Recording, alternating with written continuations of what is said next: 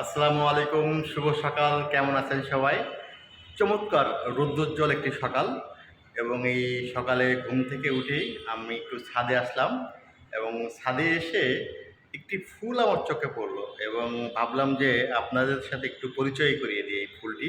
এই ফুলটি একটি বিশেষ প্রজাতির ফুল এবং এর বিশেষত্ব হচ্ছে এরা বছরে একবারই ফোটে এবং নির্দিষ্ট একটি মাসে। এটি আমাদের ছাদ বাগান। যদিও আমাদের ছাদ বাগানে এই ফুলটি কিন্তু এটা আমাদের লাগানো না, আমাদের প্রতিবেশী আরেকটি ফ্ল্যাটের তারা লাগিয়েছে এবং চমৎকার লাগছে ফুলটি। চলুন একটু আপনাদের পরিচয় করে দিয়ে আসি। এই ফুলটির নাম হচ্ছে মে ফ্লাওয়ার। এই ফুলটিকে দেখলে মনে হয় পুরো একটি আস্ত ফুল, কিন্তু আসলে কি তাই? না, আসলে তা নয়। এই বৃত্তটি আস্ত একটি ফুল নয়, অনেকগুলো ফুলের সমন্বয়ে গঠিত অপূর্ব মে ফ্লাওয়ার। রক্তিম শোভায় উজ্জ্বল হয়ে প্রকৃতিতে দারুণ সৌন্দর্য ছড়ায় সে। সারা বছর মাটির নিচে ঘুমিয়ে থাকে এই ফুল গাছের কাণ্ড। মে মাস এলেই সে কীভাবে যেন টের পেয়ে যায়। তারপর মাটি ভেদ করে মাথা উঁচু করে সে বৃত্তাকার ফুলটি জানান দেয় তার আপন অস্তিত্ব।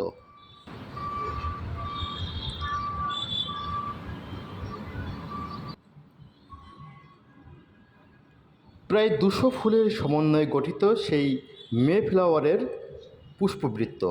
এক একটি ফুলে রয়েছে 6টি পাপড়ি আর 7টি পুংকেশর, যা ঊর্ধ্বমুখী হয়ে রয়েছে। ফুলটি স্থায়িত্ব প্রায় 1 সপ্তাহকাল।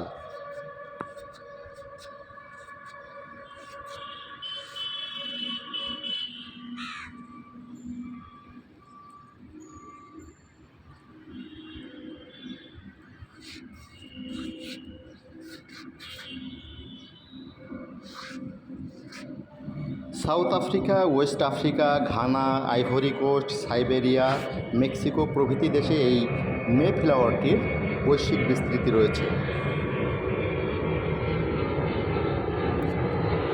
এটি আমাদের দেশের বনাঞ্চল বা বনভূমির উদ্ভিদ নয়। আমাদের দেশের শৌখিন বৃক্ষপ্রেমীরা এই ফুলটিকে সাধারণত টবে লাগিয়ে থাকেন।